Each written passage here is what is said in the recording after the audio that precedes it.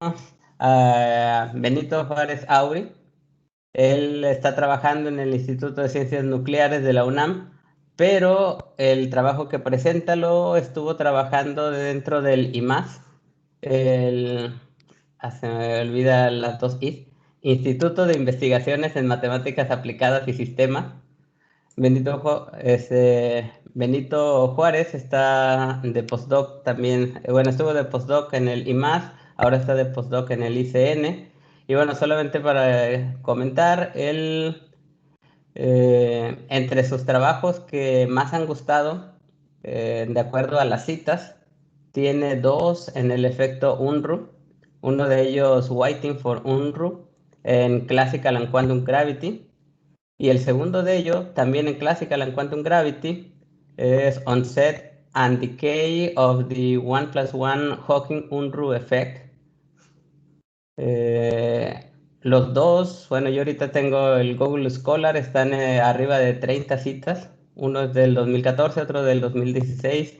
Esperemos que le siga yendo bien con estos dos papers y los que sigue escribiendo. Hoy nos va a presentar la plática titulada Quantum Field Theory with Dynamical Boundary Conditions and the Casimir Effect.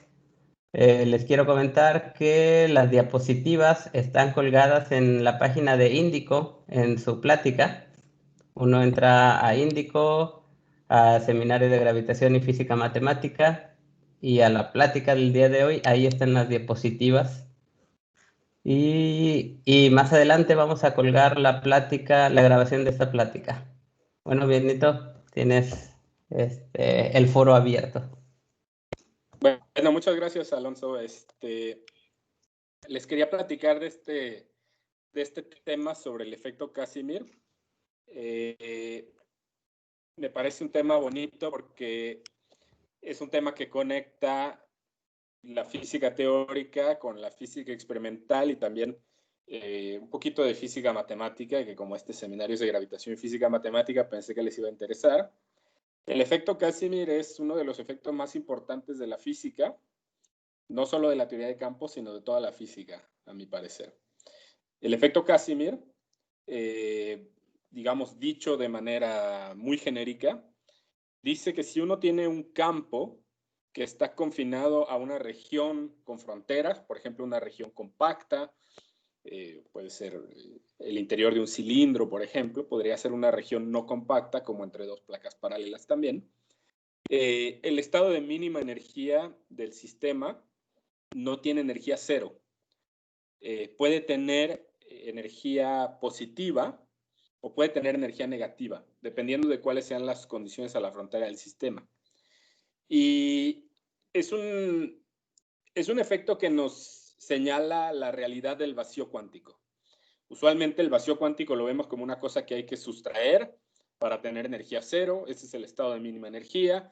Y encima del vacío cuántico podemos ver las cosas que ya realmente son físicamente medibles, que son físicamente ontológicas, si queremos decirlo de una manera un poquito más filosófica. Pero el efecto Casimir demuestra que no, que aquí, a ver, el estado base del sistema es una cosa que tiene efectos medibles. Por lo tanto, el estado base o el estado vacío de un sistema tiene una realidad física.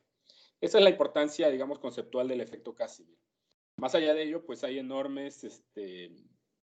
una enorme literatura en este efecto, la cual incluye también pues, enormes esfuerzos por detectarlo físicamente, lo cual se ha hecho recientemente. Y bueno, esperemos que después haya más mediciones para que la gente pueda tener certidumbre. Entonces, el tema del que yo voy a hablar pues está completamente en este cuerpo de literatura del efecto Casimir. Y voy a motivarlo ahora brevemente por qué estas condiciones a la frontera y por qué estudiar este efecto en este caso particular. Bueno, entonces voy a dar esta motivación más allá de lo que acabo de decir, un poco más detallada, y cómo se conecta con cosas, este tipo de problemas que voy a platicar, se conectan con cosas que van más allá del efecto Casimir, que podrían tener conexión con, por el tipo de sistemas que vamos a estudiar, con otras áreas de la física de interés. Bueno, entonces voy a dar esta motivación. Después voy a hablar del problema clásico, porque como lo voy a presentar voy a presentar un problema clásico, lo voy a cuantizar, y al cuantizarlo voy a encontrar cuál es el estado base del sistema, al igual que estados... ¿Sí? No sé si hubo una pregunta ahí. Igual que estados a temperatura finita y estados coherentes del sistema. ¿Sí? Entonces hay que hacer un poquito de trabajo para definir los estados coherentes, pero voy a explicar cómo se hace todo eso. Y después voy a ya hablar explícitamente del efecto Casimir. Voy a hablar en particular del efecto Casimir local, que es decir, voy a calcular cuál es el valor de expectación del hamiltoniano del problema en el estado vacío, en un estado térmico y en estados coherentes. ¿Sí? Y después voy a dar unas pequeñas conclusiones. Entonces, la motivación es, a ver, el tipo de sistemas que estamos estudiando son sistemas de teoría cuántica de campos en regiones con fronteras, en las cuales, pues, en las fronteras hay que imponer una condición a la frontera para que el problema tenga sentido. Ahora, ¿qué tipo de condiciones a la frontera voy a imponer? Voy a imponer unas condiciones a la frontera que se llaman dinámicas. Es decir, ustedes, por ejemplo, conocen la condición de Dirichlet, donde uno dice, bueno, el campo o la variable del sistema tiene que hacerse cero en la frontera. Podrán conocer las condiciones de Neumann, en donde es la derivada normal, la que se anula, o alguna combinación lineal de estas dos condiciones que se conocen como condiciones de Robin. Yo voy aquí a hablar de unas condiciones que se llaman, bueno, que son dinámicas. Eso significa que la condición a la frontera incluye derivadas temporales del campo. ¿Sí? En ese sentido, la condición a la frontera es dinámica. ¿Sí? Está regida por una ecuación dinámica, en el sentido de que es una ecuación que tiene evolución temporal. Y este tipo de sistemas uno los puede ver como sistemas acoplados, en los que hay un observable en el bulto y un observable en el borde, y están acoplados, y cada uno tiene su evolución temporal. Y bueno, la evolución temporal, por supuesto, tiene que ser consistente en todo el sistema. Bueno, este tipo de sistemas con dinámica en la frontera, a la que uno quisiera asociar grados de libertad en la frontera, pues son ideas que son, pienso yo, bastante comunes en varias áreas de la física teórica también. Por ejemplo, uno de los sistemas, por ejemplo, hay horizontes aislados. Entonces, en ese caso, uno mira un horizonte como una frontera y quiere asociar grados de libertad a este horizonte, y la gente utiliza este tipo de argumentos, por ejemplo, para calcular la entropía de agujeros negros en gravedad cuántica, etcétera, ¿no? También, obviamente, en teoría de cuerdas, branas, holografía, ADS, CFT, están todas estas ideas de que tengo una teoría en el bulto y tengo una teoría en la frontera, ¿sí? Entonces, nuevamente, esta idea de dinámica constreñida a la frontera de un sistema, pues aparece, ¿no? Una cosa muy conectada con holografía, ADS, CFT, etcétera, se llama renormalización holográfica. Hay un review de todo este asunto del 2002 que escribió Skenderis, que es interesante. Este tipo de sistemas son mucho más quizás complicados de lo que voy a hablar, pero también están estudiados desde un punto de vista mucho más heurístico. Es decir, no hay tanto detalle matemático y la cosa es más bien formal, ¿no? Obviamente hay teorías muy importantes donde los grados de libertad o la dinámica de la frontera es importante, ¿no? Por ejemplo, teoría de Chern-Simons en 2 más 1 dimensiones, o Maxwell-Chern-Simons, o sea, un campo de Maxwell definido en el bulto. Si yo le pongo un término adicional topológico, teorema de Stokes me da Chern-Simons en el borde, y tengo una teoría Maxwell-Chern-Simons acoplada de dimensiones distintas. En materia condensada parece que este tipo de ideas son también interesantes. En teoría cuántica de campo en fondos curvos, esta idea de acoplar grados de libertad en dimensión menor con grados de libertad en dimensión mayor, por ejemplo, está muy presente en toda la teoría de detectores de partículas. No son los detectores tipo CERN, etcétera, sino que ¿sí me siguen viendo? No, se cambió tu presentación. Me Ahora, parece, me dicen que alguien más empezó a compartir. Ok, déjame. ¿De quién está compartiendo? Creo que es David Fernández. Eh, Ya cancelé, ya cancelé. Ok, gracias. entonces, ¿ahí me ven? Todavía no se pone tu presentación. Ah, Creo que vas a tener que compartir nuevamente. voy a tener que compartir otra vez, ¿verdad? Sí, A ver. Voy a compartir video. ¿Ahí me ven ya? todavía no. Ah, espérame. Perdón por el screen. A ver, perdón.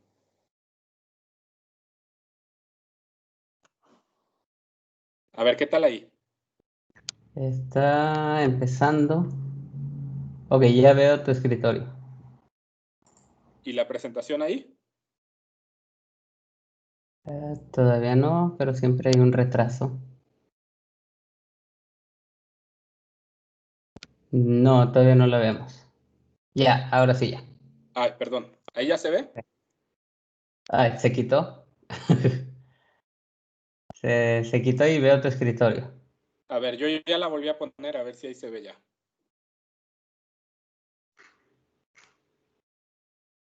¿No? No, todavía no. A ver, déjame volver a... ¿Ahí se ve ya? No. Ah, qué raro. Porque yo estoy compartiéndola, pero... Ok, parece que hay un retraso. Ahora veo varias de tus ventanas. Ah, sí, hay un retraso. Ok, yo ahora sí ya veo tu presentación. Se está cargando nuevamente. A ver, ahí ya se ve. Dice cargando y por un lado dicen reading now. Es que creo que hay un pequeño retraso. Ujú.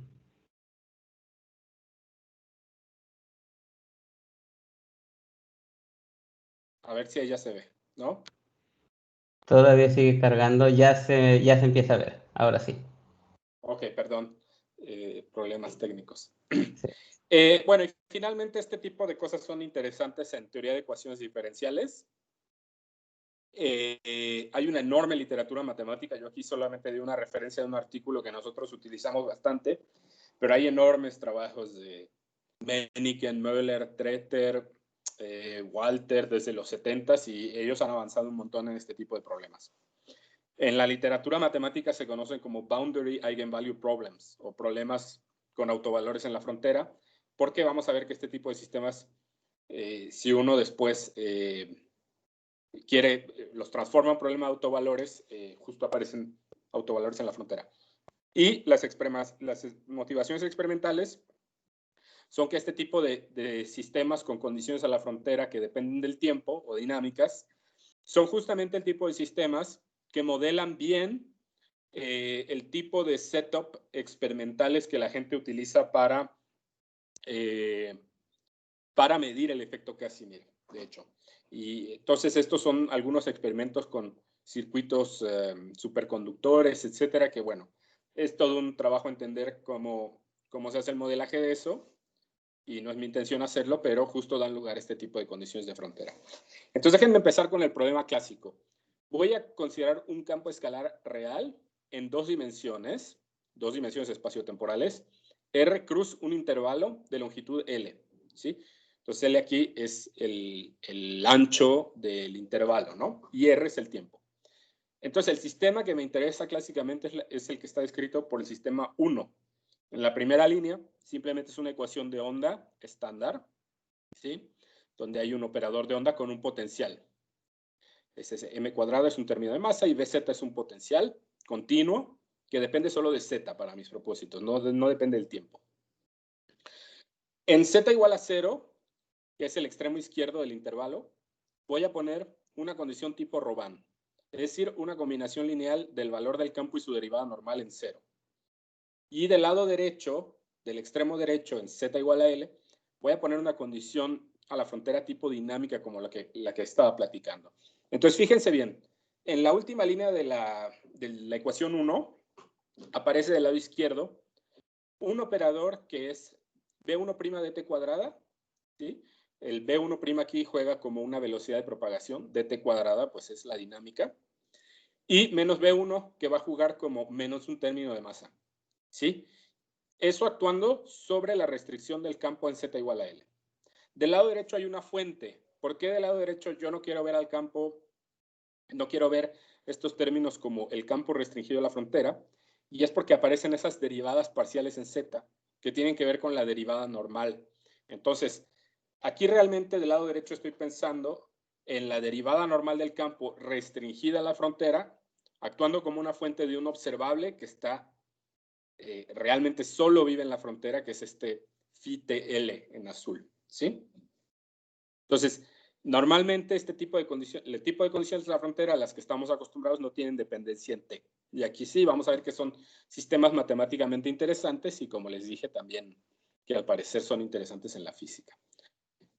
Bueno, estos coeficientes que aparecen, beta 1', beta 1, beta 2, beta 2', son todos reales. Y les voy a pedir una condición que es la ecuación 2. Esa es una condición técnica simplemente para que yo pueda resolver el sistema correctamente.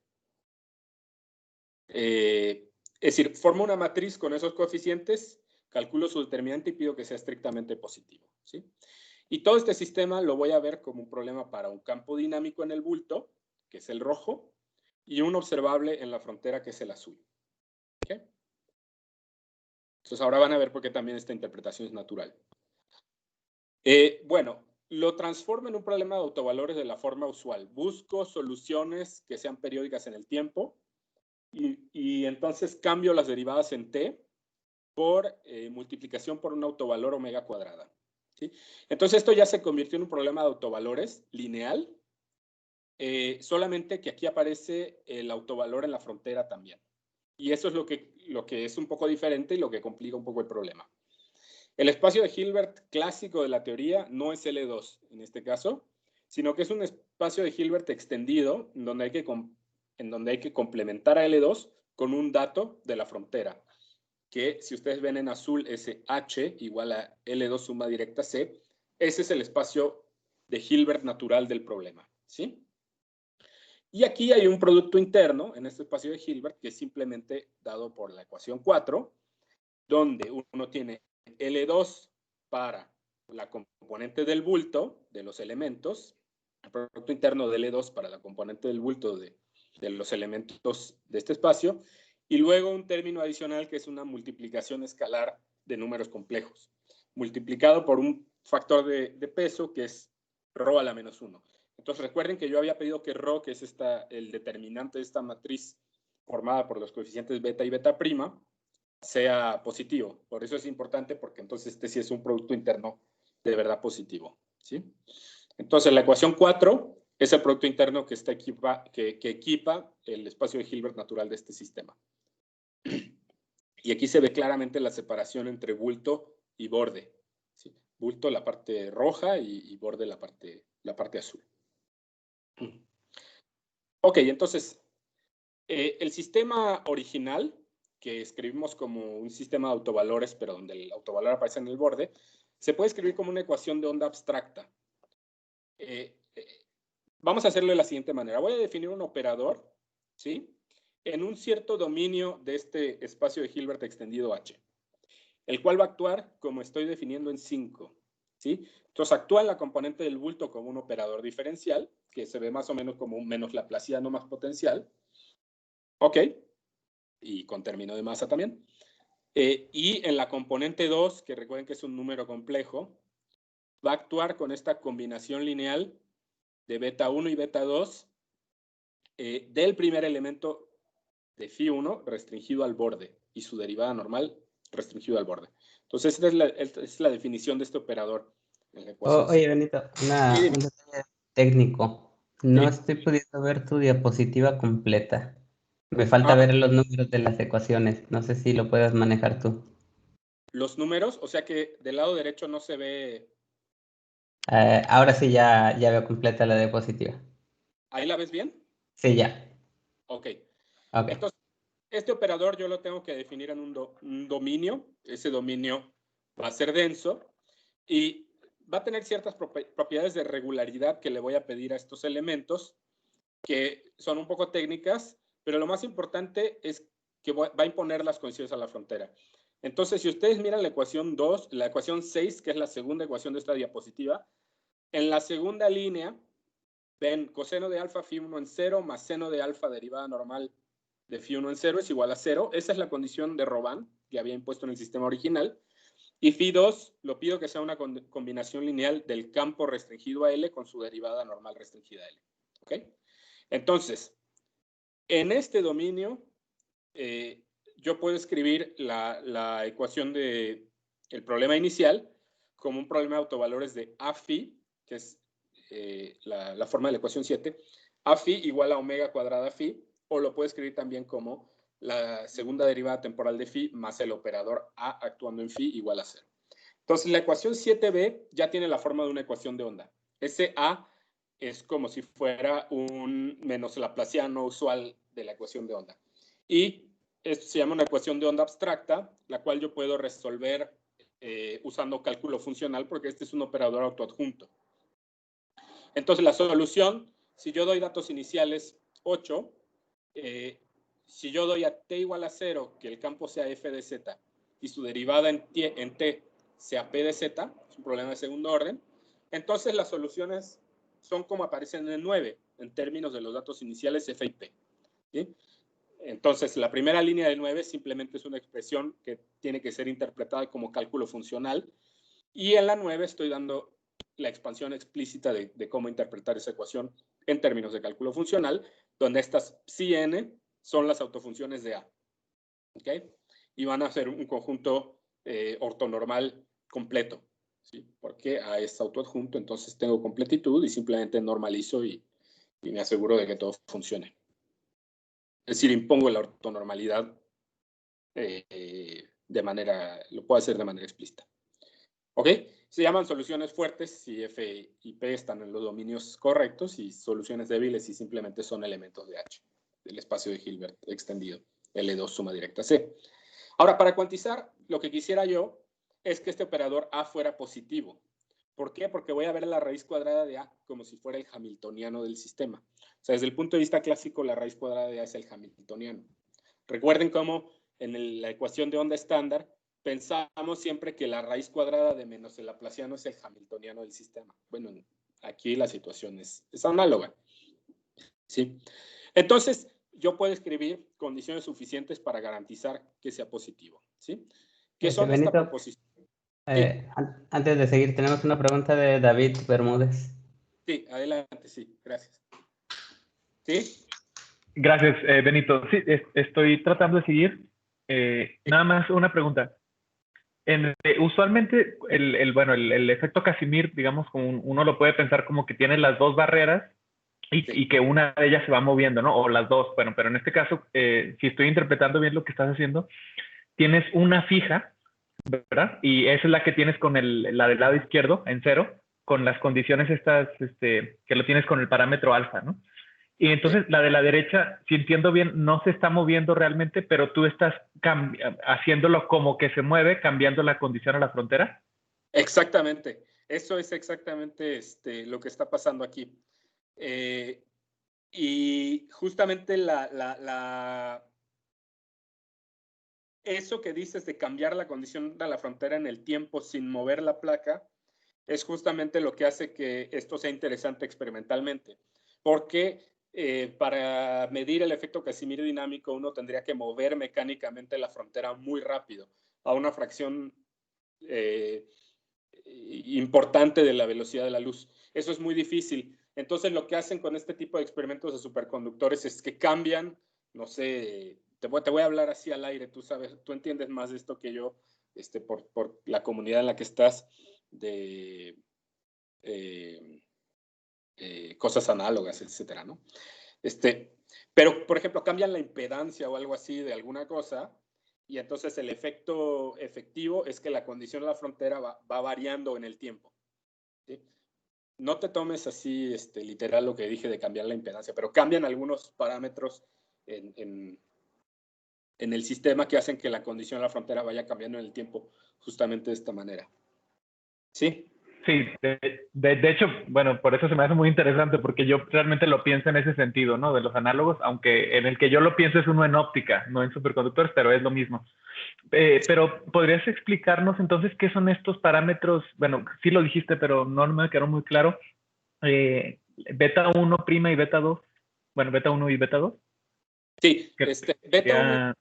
beta 1 y beta 2 van a jugar el papel fíjate, beta 1 es una velocidad de propagación y beta 2, discúlpame. ¿Inverso? Beta 1' es una velocidad de propagación, beta 1 es menos un término de masa, y beta 2 y beta 2' son como acoplamientos a fuentes, donde esas fuentes vienen dadas por el problema en el bulto. Ahora, la interpretación en términos del sistema con circuitos, etcétera, pues es otra, ¿no? No, entiendo. Gracias. Es más detallado explicar qué son y quizás yo no sea capaz de hacerlo así con todo detalle. Gracias, Benito. Gracias, entiendo. Ok. Bueno, entonces yo doy aquí unas condiciones suficientes para que ese operador sea positivo, ¿sí? Por ejemplo, pido beta' 2 es distinto de 0 y alfa igual a 0, que es Dirichlet, o en cierto parámetro que corre en la clase Robin, donde pi medios es Neumann, y pido, si beta 2' es positivo, entonces beta 1 es no negativo, beta 2 es negativo y beta 1' es negativo. Si beta 2' es negativo, entonces pido lo converso. ¿Ok? Y entonces, si esto se cumple, todos los autovalores ya son positivos y hay un autovalor más pequeño que todos, que es estrictamente positivo. ¿Ok? La proposición es suficiente, pero no necesaria. ¿Ok? Ahora, y todos son autovalores aislados. ¿Sí? No hay una parte de espectro continuo ni nada por el estilo. Bueno, bajo estas condiciones uno puede cuantizar canónicamente tomando como el hamiltoniano la raíz de A. ¿Ok? Entonces es lo que vamos a hacer. Vamos a hacerlo de la manera canónica, que es la estándar.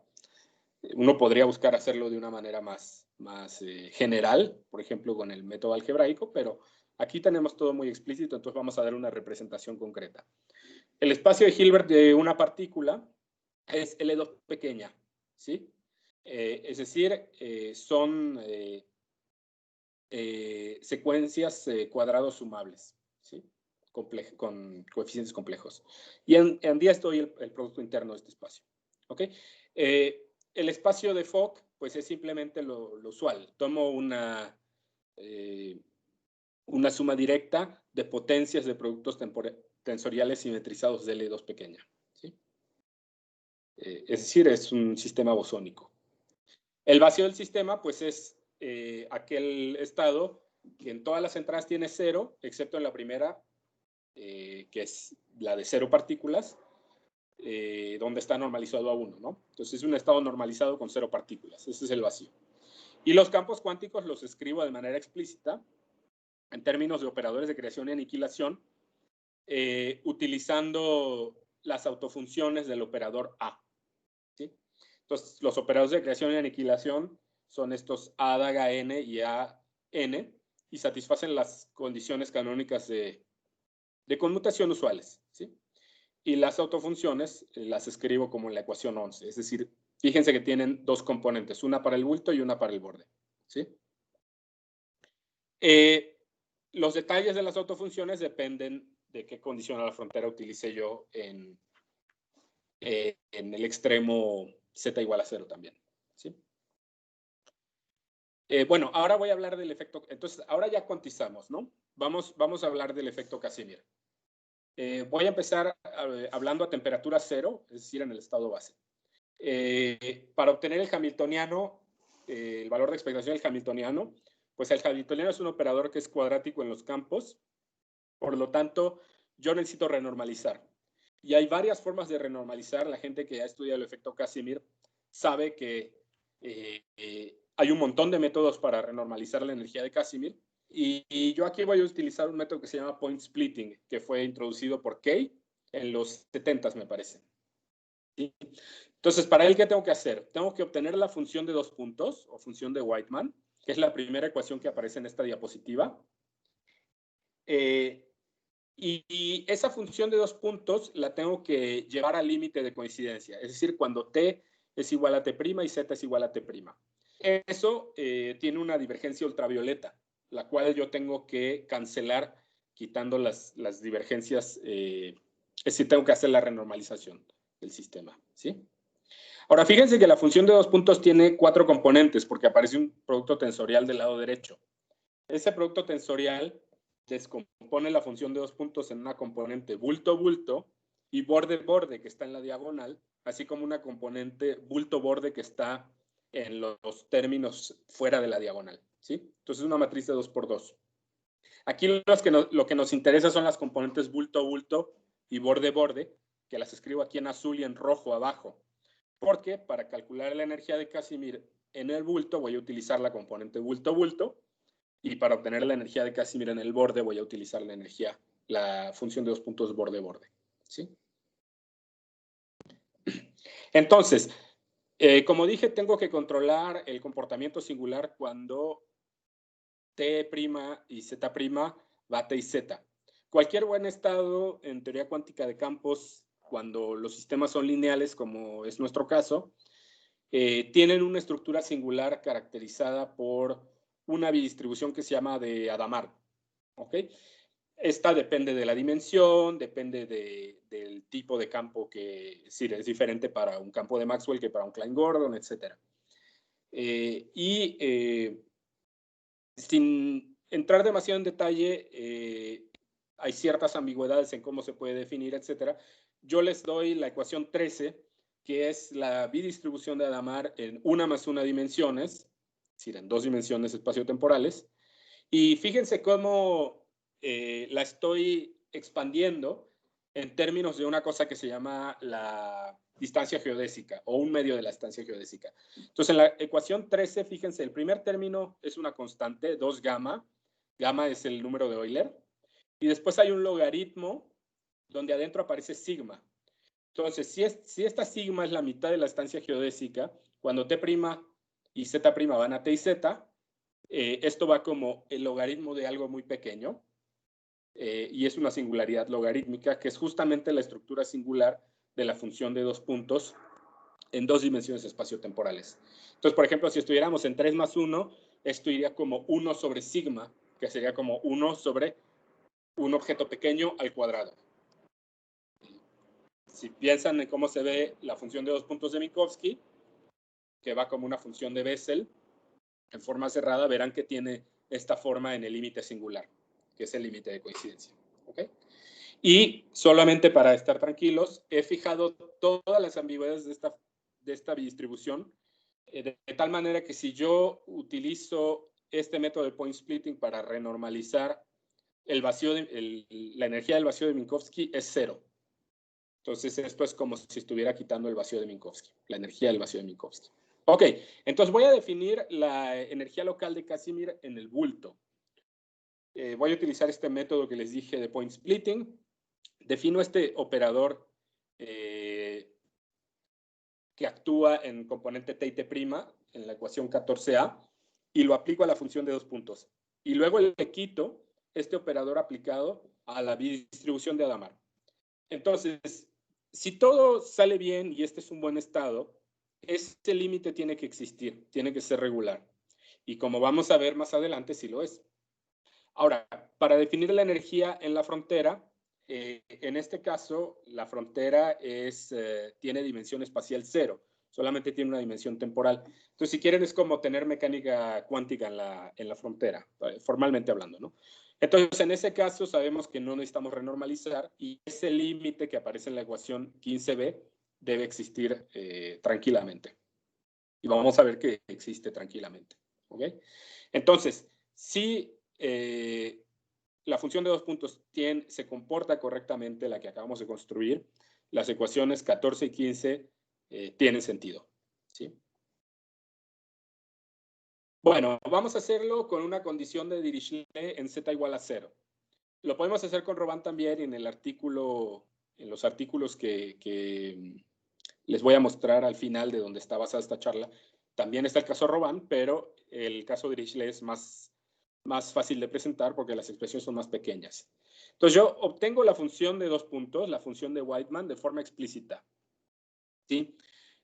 Obtengo las autofunciones del sistema, que son la segunda ecuación que aparece aquí, y pueden ver que están dadas en términos de senos y cosenos, y una constante de normalización un poquito complicada, que depende también de los parámetros beta, y de L, por supuesto, que es el ancho del intervalo.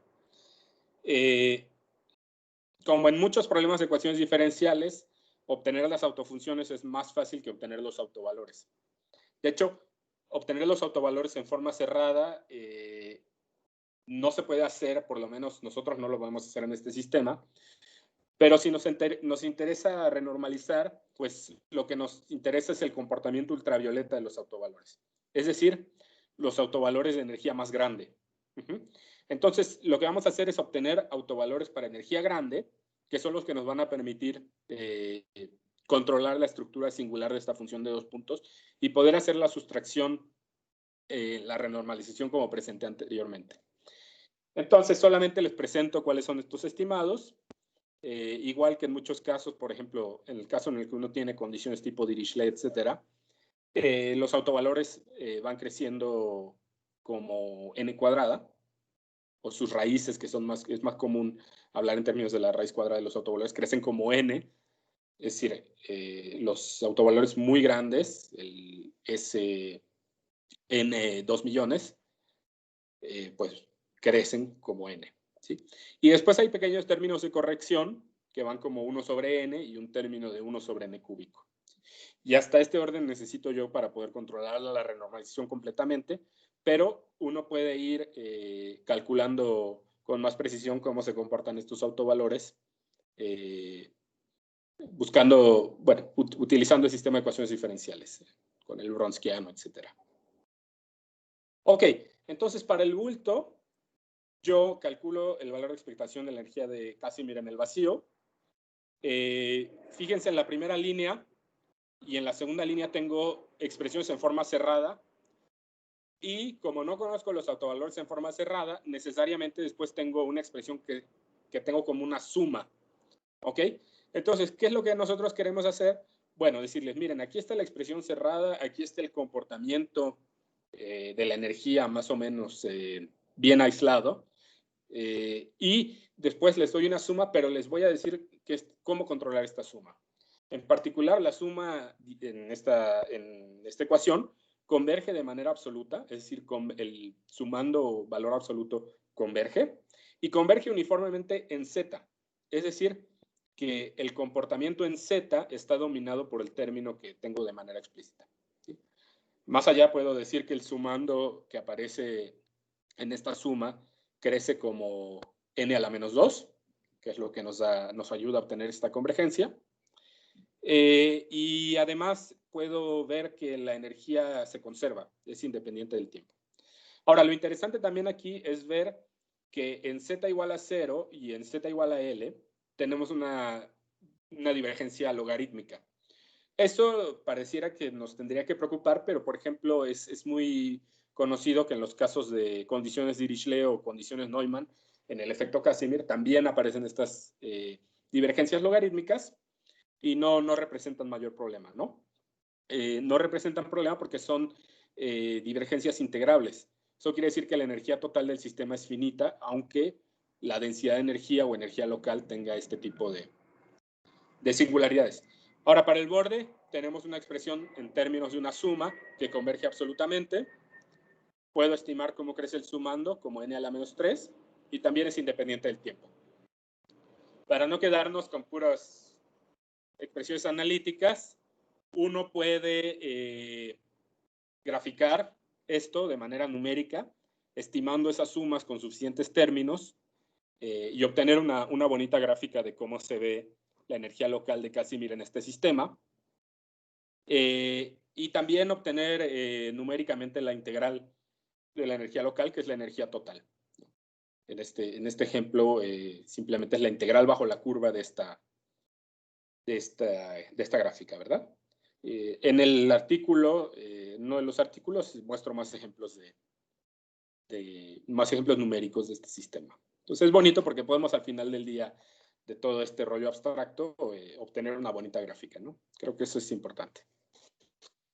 Ahora, a temperatura positiva, pues yo puedo hacer lo mismo, ¿no? Es decir, pongo el sistema en un estado de Gibbs y calculo la función de 2 puntos. Si la temperatura es 1 sobre beta con beta positivo, tiene la forma que aparece en la primera ecuación de esta diapositiva, ¿sí? Y puedo calcular la energía de Casimir en el bulto y en el borde. ¿Cómo las obtengo? Las voy a obtener en términos de la energía de Casimir del estado base. Entonces, el primer término, fíjense en el valor de expectación del bulto, por ejemplo, que está en azul. ¿Sí? En la segunda ecuación que aparece en azul. Entonces, la obtengo en forma cerrada en términos de la energía de Casimir en el estado base y una corrección que viene dada por una suma en términos de estas autofunciones y autovalores, la cual se puede manejar numéricamente. Lo mismo para el término de borde. Ahora, lo que yo les puedo decir es que estas sumas convergen absolutamente también y además convergen exponencialmente rápido. Quiere decir que la diferencia sí, la diferencia es pequeña, ¿no? Y en el caso del bulto converge uniformemente en Z. Es decir, que el comportamiento cualitativo lo tenemos bajo control aquí también, bajo control analítico. Bueno, y por supuesto uno también puede hacer ejemplos numéricos de esto. Ahora, en estados coherentes hay que hacer un poquito más de trabajo. Entonces, esta parte de estados coherentes aparece en la parte 2, que es la segunda referencia que les voy a dar al final de la charla, ¿sí? Y aquí voy a definir un operador unitario en espacio de Fock. Es un operador unitario porque phi es autoadjunto. Y lo voy a definir desparramando el campo contra una función de prueba, f, la cual tiene dos componentes, por supuesto, f1 y f2. ¿Sí? Entonces, en naranja, defino lo que es un estado coherente. fd es simplemente aplicar este estado unitario, este operador unitario, al vacío. Puedo obtener la ecuación, puedo obtener la función de 2 puntos en este estado coherente explícitamente utilizando, por ejemplo, la fórmula de Baker-Campbell-Hausdorff y adquiere la forma que estoy presentando en la diapositiva. Es el valor de expectación de FD, phi x1, phi x2, FD. ¿Sí? Pues aquí presento qué forma tiene la función de 2 puntos. ¿Y quién es este phi sub FD que aparece en naranja en esta ecuación? Bueno, eso no es otra cosa que el operador E sub D aplicado a la función de prueba F. Y ese operador E sub D es el propagador causal de la teoría. Y por lo tanto, phi sub FD es una solución clásica de la teoría. Entonces, este estado coherente que acabo de definir, ¿cómo lo interpreto físicamente? Bueno, lo interpreto de la siguiente manera. Los estados coherentes los pensamos como estados que son clasicoides y están, digamos, centrados alrededor de una solución clásica. Entonces, este es de una manera precisa que voy a más adelante a mostrar. Entonces, este estado coherente está centrado alrededor de la solución clásica E sub D aplicado a F, que es phi sub F D. ¿Sí? Esa es la solución clásica alrededor de la cual yo defino este estado coherente. Ahora, yo les tengo que garantizar que este es el propagador causal y en la siguiente diapositiva lo voy a hacer. Y bueno, solo para tenerlo de forma más explícita, esta solución tiene componentes en bulto y en borde, ¿no? Que presento en la última ecuación de esta diapositiva. Ahora bien, para definir la energía me va a interesar que esta solución clásica sea continuamente diferenciable, porque yo necesito aplicarle este operador de point splitting, si recuerdan. O sea, lo tengo que aplicar a la función de 2 puntos donde aparece esta phi sub f d. Entonces, más vale que esta solución sea diferenciable.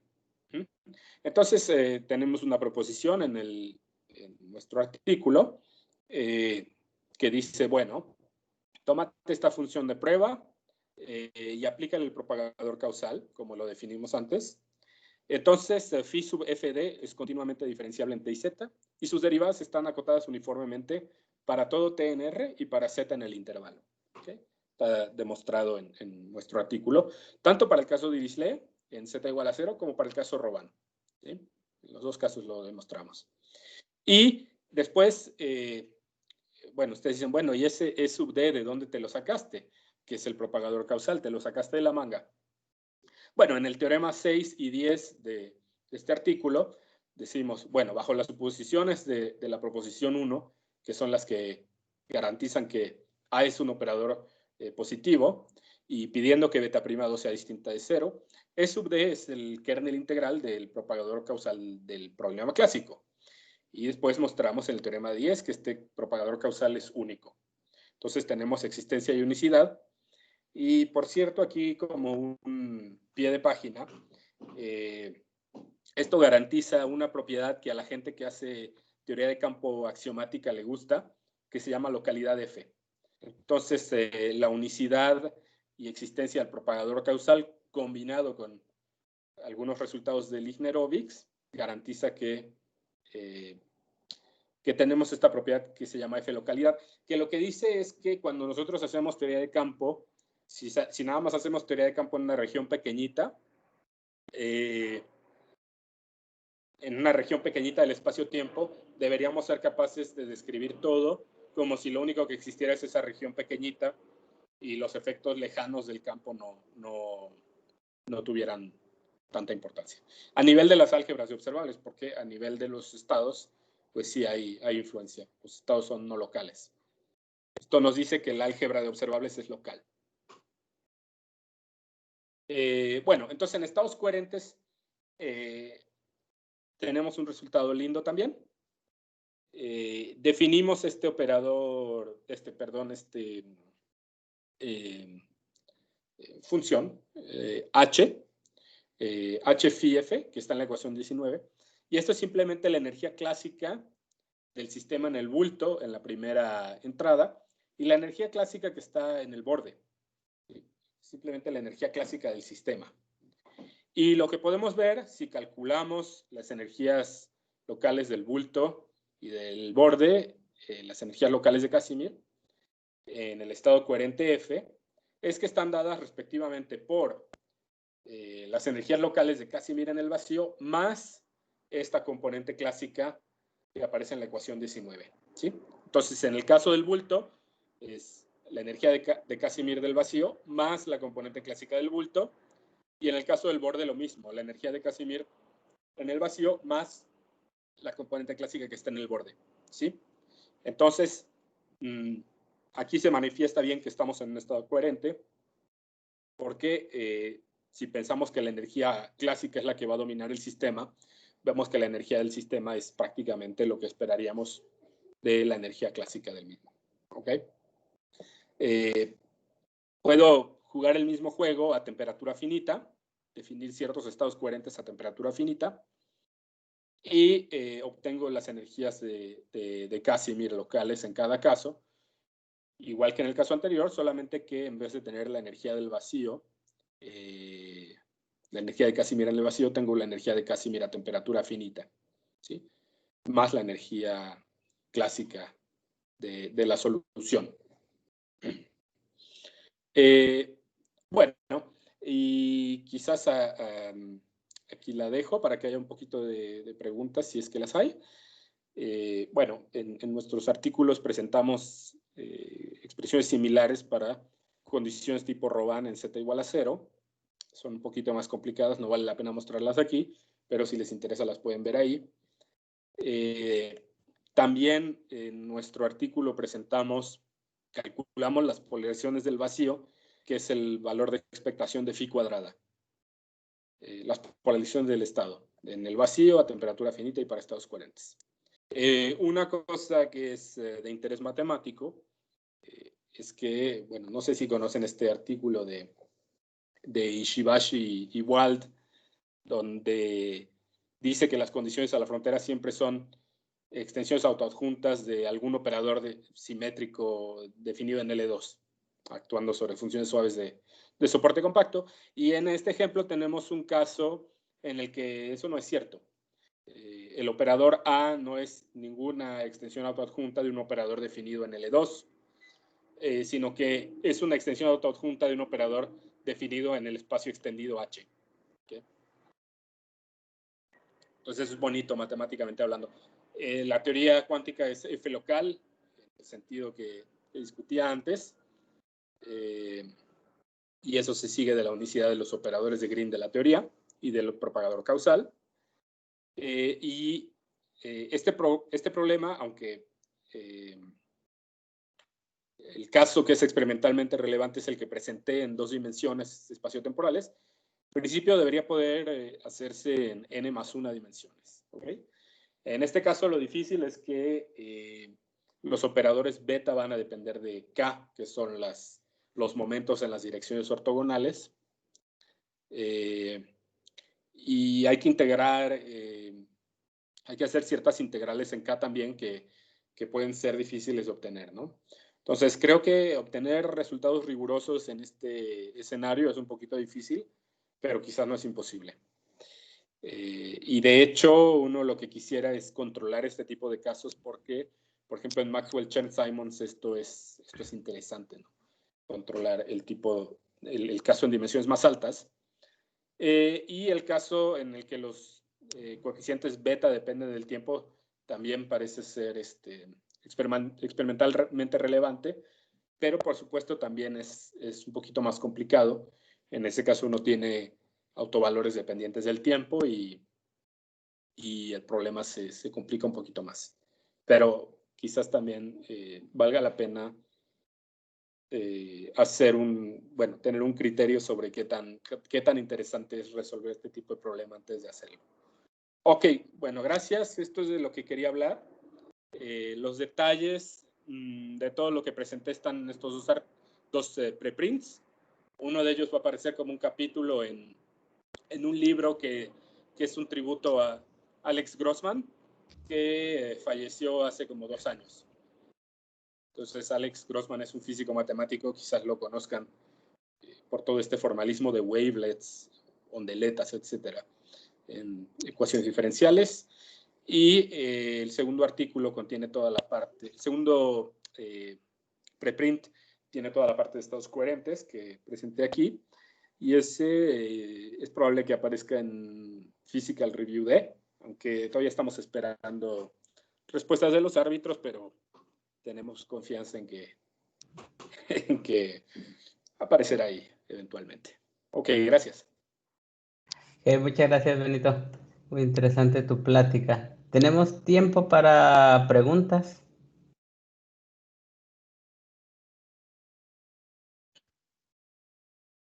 A ver, creo que todavía no se anima nadie.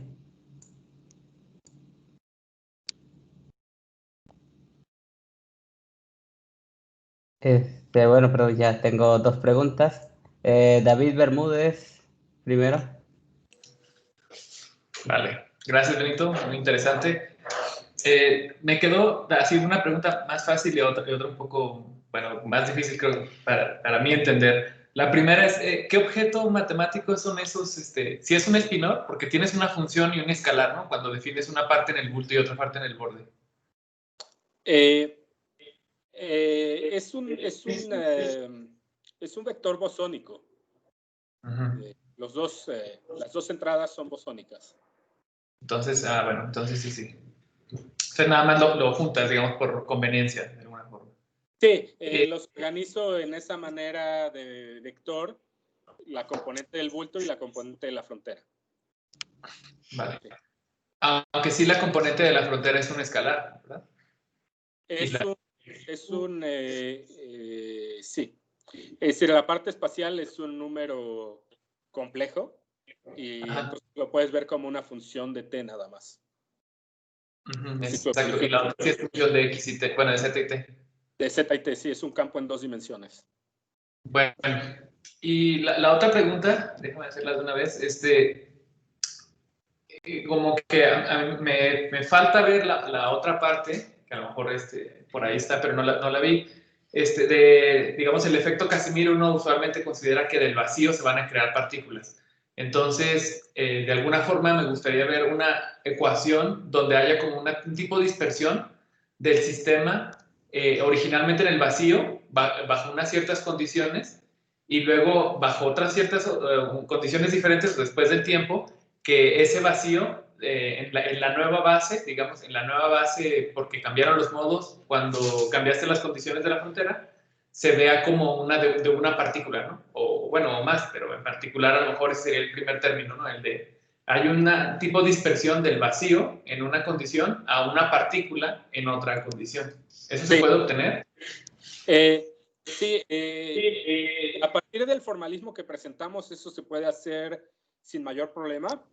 No lo hemos hecho en los artículos, pero no habría mayor problema en hacerlo. Lo que tendrías que hacer es calcular el valor de expectación del operador número, el cual podemos escribir de manera explícita también. Pero sí es una pregunta definitivamente muy interesante.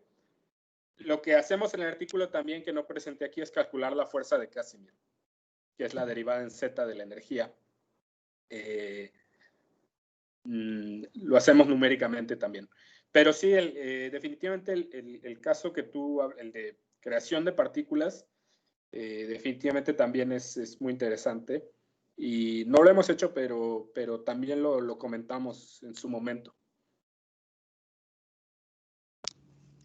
Gracias. Sí, gracias a ti. Tenemos otra pregunta de David Fernández. Sí, hola, interesante charla. Una pregunta concreta es la parte de estados coherentes. En el procedimiento determinas el estado base fundamental del sistema y después genera los estados coherentes mediante la acción de un operador unitario sobre ese estado del sistema, pero generalmente en estados coherentes no es cualquier operador unitario, es lo que se llama el operador de desplazamiento. La pregunta es, ese operador que tú estás usando unitario para desplazar, entre comillas, el estado base, ¿sí tiene que ver con algo que parezca a un operador de desplazamiento o es un operador unitario adecuado, digamos, al sistema y solo eso, ¿no? Sí, de hecho es exactamente ese operador disfrazado.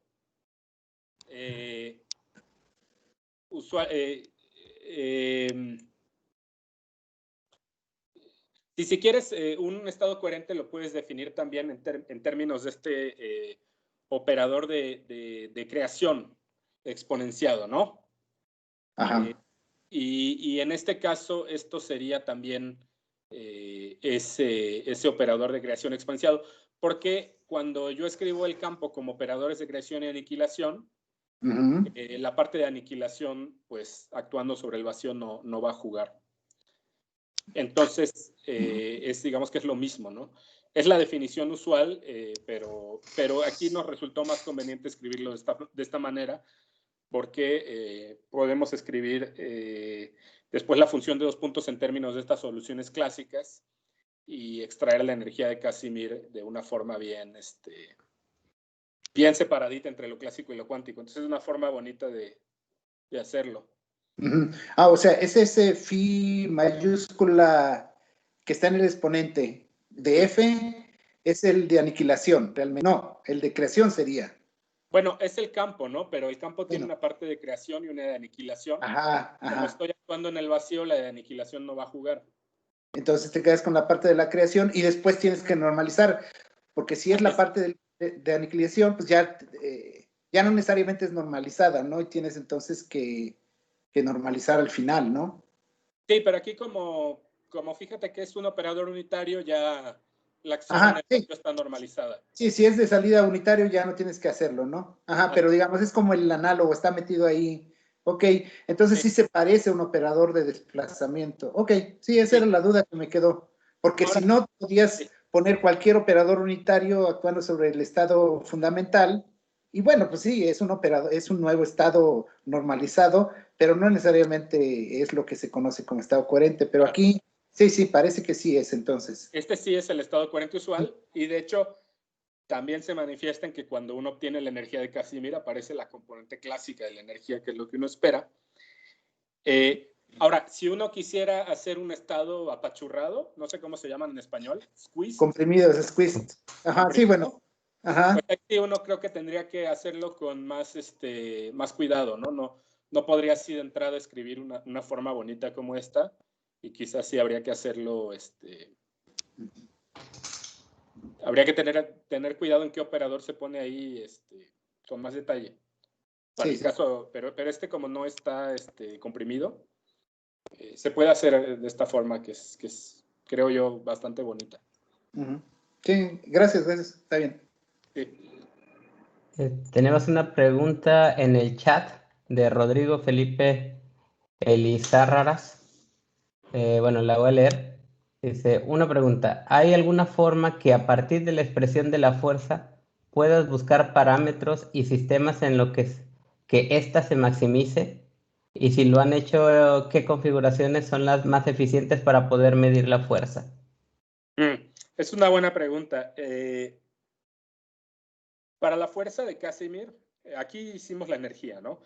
Para la fuerza de Casimir hay que tomar una derivada en Z. Si uno quiere hacer el trabajo analítico de tomar esa derivada en Z, ¿sí? Por ejemplo, voy a mostrar la expresión que tengo para el vacío, ¿sí? Entonces, en el primer término no hay problema, ¿no? Porque es la derivada de un logaritmo, etcétera. No, lo puedo hacer de forma explícita. En el segundo término, sí que tengo que meter una derivada dentro de una suma, que yo ya controlé su convergencia, pero después cuando tomo la derivada, tengo que volver a hacer bastante trabajo para controlar la convergencia de lo que me queda y asegurarme en primer lugar de que puedo meter la derivada de esa suma. Entonces es un trabajo, creo que, bueno, no hicimos por supuesto, pero que es no trivial. Y a partir de ahí sería entonces buscar el tipo de cosas que le interesan a Rodrigo, sería buscar cómo cambian estas expresiones como función de los parámetros, por ejemplo, beta 1, beta 2, beta 1', beta 2'. Eso es todavía más complicado porque, por ejemplo, si yo tomo una derivada en, digamos, beta prima, por ejemplo, entonces fíjense que los beta 1', fíjense que los autovalores dependen de esos coeficientes beta y no los tengo en forma cerrada. Entonces es un trabajo súper difícil. O sea, entender la dependencia en el espacio de parámetros es complicado. Entonces lo que creo que se podría hacer en esta dirección es realmente un trabajo numérico bien cuidadoso, en el que yo buscara ver la dependencia de los parámetros de forma numérica. Y eso sí se puede hacer, es trabajoso, pero sí se puede hacer con una computadora. Nada más que, bueno, yo no soy, digamos, un especialista en cosas numéricas,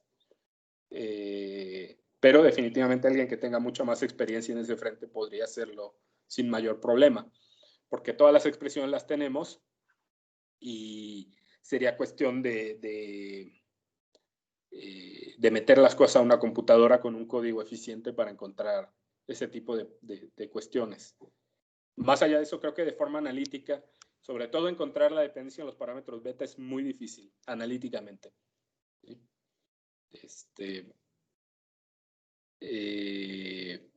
Y creo que por ahí va la pregunta. Espero que la haya respondido. Si no, con mucho gusto, si no se entendió, hablo otra vez en la dirección que sea apropiado.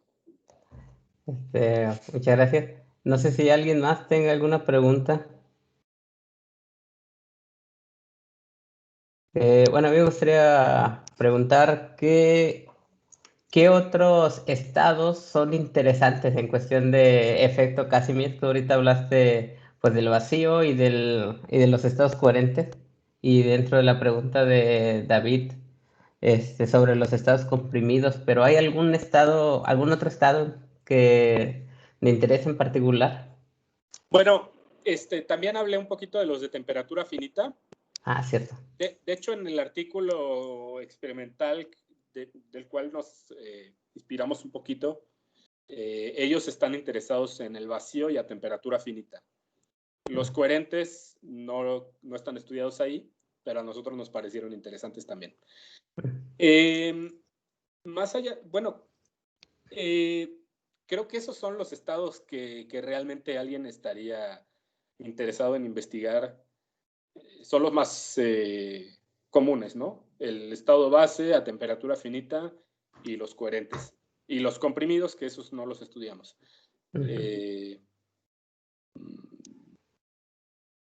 No se me ocurre así otro que esté distinguido de alguna manera, ¿no? Ok, gracias. Tenemos una pregunta de Iván Alejandro Bocanegra. Sí, muchas gracias. Muchas gracias, Benito, por tu charla. Muy interesante. Una preguntota. Casi al inicio, cuando obtienes una ecuación que tiene la forma de una ecuación de onda, tienes un potencial. Me pregunto si estás pensando en alguna forma particular del potencial o si... Sí. Ya no entendí mucho eso. Sí, perdón, eso no lo dije. En todo el formalismo yo puedo dejar el potencial de forma arbitraria siempre y cuando sea continuo y m cuadrada más b sea no negativo, pero después cuando yo me voy a hacer los cálculos que presenté en las gráficas de Dirichlet, etcétera, y obtengo estas autofunciones, lo fijo a 0. Entonces ahí lo estoy fijando a 0. No lo mencioné, debí haberlo mencionado. Para un potencial distinto, la forma de las autofunciones cambiaría completamente. Y yo creo que para un potencial arbitrario no habría quizás forma de obtener las cosas en forma cerrada tan bonita, pero uno podría definitivamente hacer estimados para controlar el comportamiento ultravioleta. Pero sí es mucho más complicado, porque fíjate que aquí yo hago estimados para los autovalores, nada más. Pero si yo dejo B arbitrario, tengo que estimar también las autofunciones. No las voy a tener en forma cerrada. Sí se puede hacer, pero es mucho más trabajo. Y yo creo que en ese caso valdría la pena pensar si hay alguna situación en la que el potencial distinto de 0 sea interesante para realmente tener una motivación para hacerlo. O sea, en el sentido de tener una motivación me refiero a hacer un balance de qué tan complicado es el problema y qué tan interesante es la respuesta. Ok, muchas gracias. Pero entonces, ¿tú qué estás modelando con este potencial igual a 0 que tú estás poniendo aquí en los ejemplos? Sí, sí, en los ejemplos con el potencial igual a 0, simplemente es una ecuación de onda libre, digamos. Pero por supuesto uno siempre les puede poner un potencial. En ese caso, en el del potencial, no sé exactamente cuál sería la motivación. Es decir, lo dejamos diferente de 0 al principio porque pudimos hacerlo. Pero no sé si haya un problema en el que potencial distinto de 0 sea interesante en sí mismo, ¿no? Ok, muchas gracias. Ok. Gracias. Tenemos otra pregunta de Gerardo. Adelante, Gerardo. Bueno, primero, cuando hablas de un estado de Gibbs, lo que estás poniendo en el estado de Gibbs es el campo, ¿no? Estoy calculando la función de 2 puntos en el estado de Gibbs primero. Ok. Bueno, mi pregunta es más bien, el sistema es lo que estaría en el estado de Gibbs, ¿no? Sí, tendrías un campo en un estado de Gibbs. Exacto. Entonces mi pregunta es, o sea, este parece el estado más interesante para los experimentales, pero mi pregunta es, ¿no sería mejor tener el campo en el estado que sea y tener un baño termal? O sea, ¿esa dirección podría ser interesante o crees que este trabajo que ya hiciste cubre eso? O sea, tal vez es una duda que estoy confundido conceptualmente, pero pues... ¿Quieres decir...? Como un sistema abierto. O sea, 100%. bueno, no conozco teoría cuántica de campos a profundidad, pero O sea, por ejemplo, tipo como las ecuaciones del Liouville, ¿no? Cuando, digamos, estoy calculando esta función de correlación en un estado de Gibbs, lo que quiero decir es que el estado está a temperatura finita, el sistema está a temperatura finita. Entonces el estado está justamente en un baño térmico, como mencionabas, ¿no? Bueno, sí, exacto. Estaría en un baño térmico, pero el estado, o sea, la luz sería luz térmica, no sería como luz cuántica, por decirlo así, ¿no? Es un estado térmico, pero es también un estado cuántico. Es las dos cosas. Bueno, gracias. Es decir, no es un estado clásicamente térmico, es un estado cuántico a temperatura finita.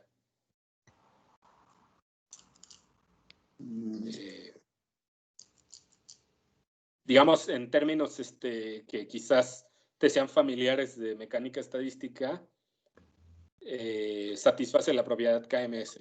No sé si estás... Sí, sí, exacto. Exacto. Entonces es un estado cuántico que tiene la propiedad KMS a la temperatura correcta.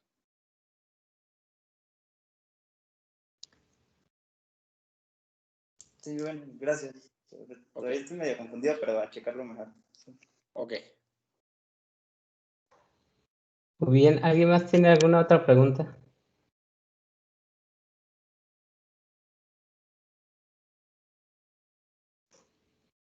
Pues si yo no veo preguntas de alguien que esté levantando la mano, ni en el chat. Ok. Pues creo que no queda más que agradecer tu presencia. Le pido a los asistentes que que activen su micrófono para agradecerte.